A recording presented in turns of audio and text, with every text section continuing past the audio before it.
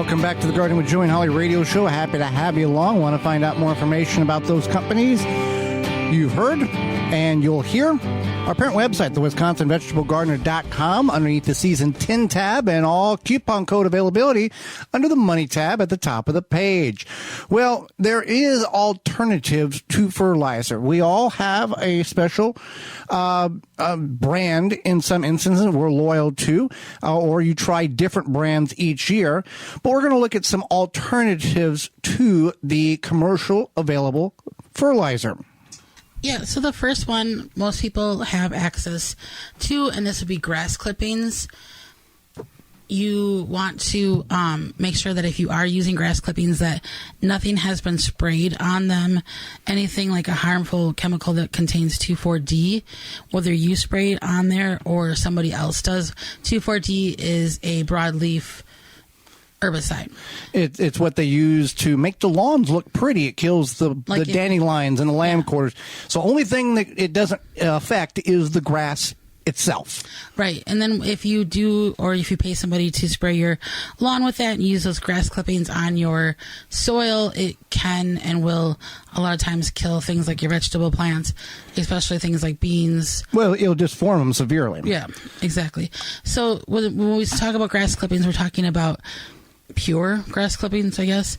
You also want to make sure that there's not a lot of like weeds. Like if your grass kind of got out of control, you don't want to add more grass weeds to your vegetable garden or any garden, because then you're just going to give yourself more weeds. Yeah, anything that's going to seed or got seed heads on, not a good thing to add into the garden. You're going to have the weeds naturally in your garden, so you don't have to worry about that. Now, the benefit to utilizing the grass clippings is they do have some nutrient value in them. Right. So research tells us that grass clippings contain about 4% nitrogen, 0.5% of phosphorus, and 2% potassium, plus there's some other small nutrients.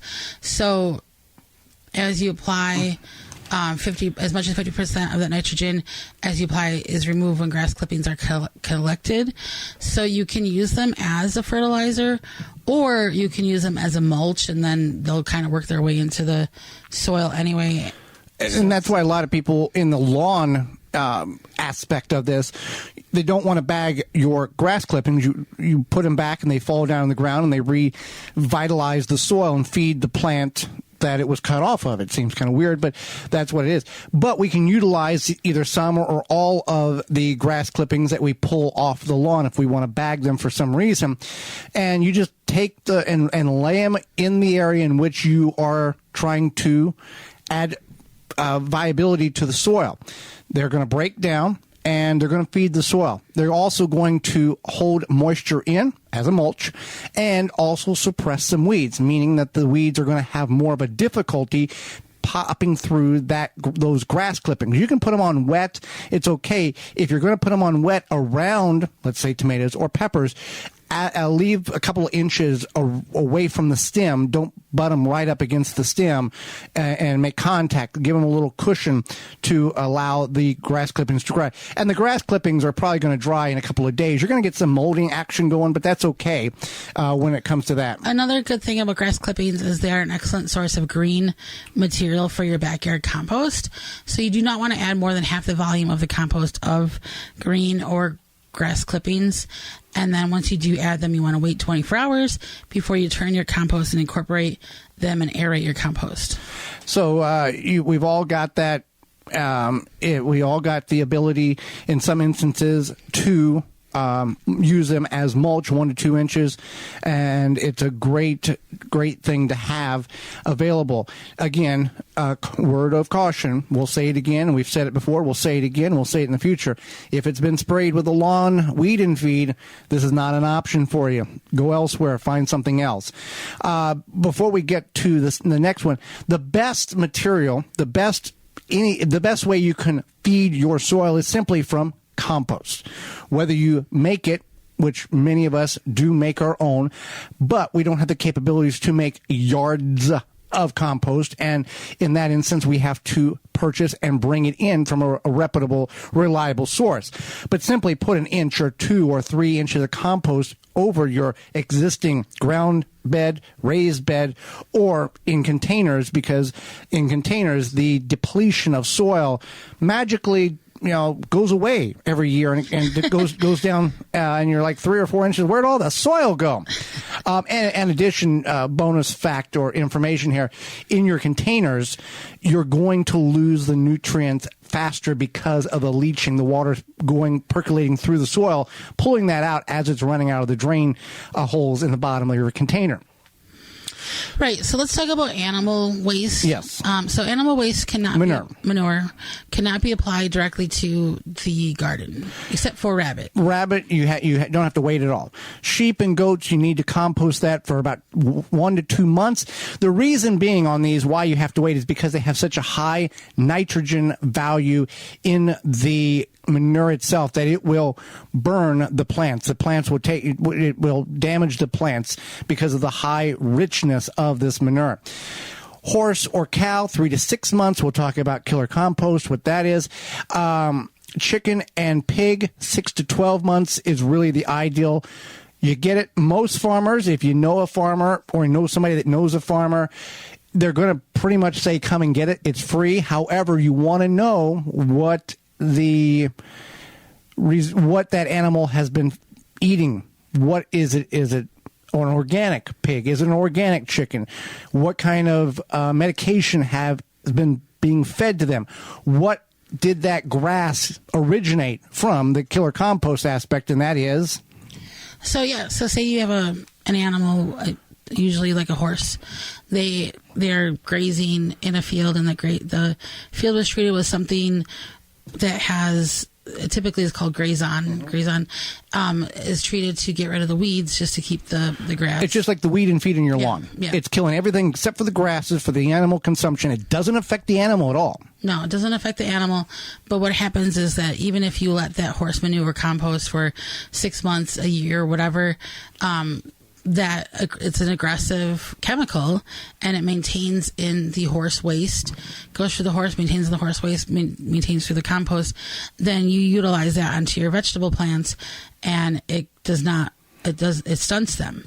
It doesn't allow them to grow. It makes them all weird and stunted and shriveled, and it's not good. And it's not like, oh, okay, I made that mistake, I'll just add more compost. Good compost. It can take multiple years of soil. You got to remediate the soil, aerate the soil, do all of these, add microbes, all of these things to the soil. Go to your favorite search engine and type in killer compost. If you're familiar with who Joe Lampo is, host of former PBS's Growing Green World, he did this not on purpose, but he does a whole series on the video about what happened and how he fixed it, so you don't make the mistake. We've had him on the show. You can also search that as well. So there are people that in the I don't want to say homesteading, in the more pure lifestyle, will compost their own waste and utilize it on the garden. So there is that aspect as well. Yeah, let's not go there. Potash, or wood ash, as it's well known.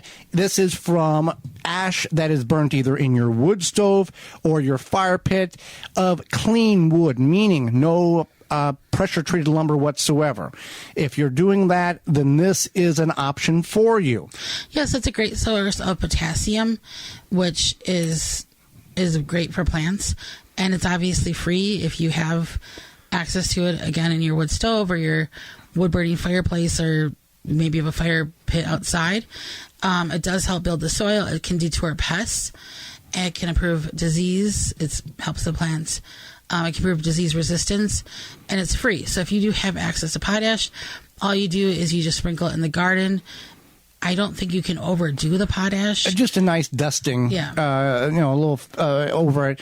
You're not putting poundages of it on, right. But it is good. You don't have to work it in. You just dust it, and then you can on a windy day, you might want to water it in a little bit. Yeah, but other than that, it's pretty simple to apply. Now, briefly, compost tea, manure tea, weed tea. We see this a lot. We see videos online. This is the greatest thing ever. Blah, blah. There is no scientific proof that those have any benefit whatsoever to your garden. You can say, oh, it does this and does that, but there really is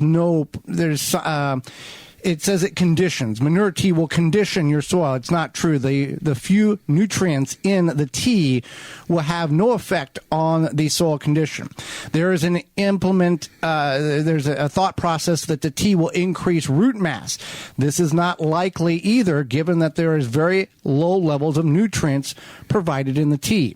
So, whatever tea you're making, you want to do your research, because it may be a complete waste of time, and it just would be beneficial to get regular compost. Well, right, and also just the process of it, it's not necessarily worth it because it stinks. A lot of times it stinks. Well, true. And also just like it takes up space.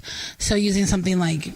But just because 9 out of 10 YouTubers say, oh, this is the greatest thing ever, doesn't always mean 9 out of 10 YouTubers are correct. Right. You got to figure out, we're finding this more and more, that certain things have been talked about and shown, hey, this is what and now they're so popular that universities and specific individuals that all they do is test these theories are proving these theories to be incorrect.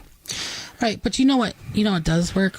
Made in America? Yeah, made in America. Keeping dirt outside instead of inside? Yeah, keeping dirt outside, inside. If you go to Scrusher.com, they have the boot and shoe cleaner, the original multi-use, long-lasting boot scrubber. You simply just put it outside the door of your home, barn, shed, whatever. It's made out of the steel and high-quality materials.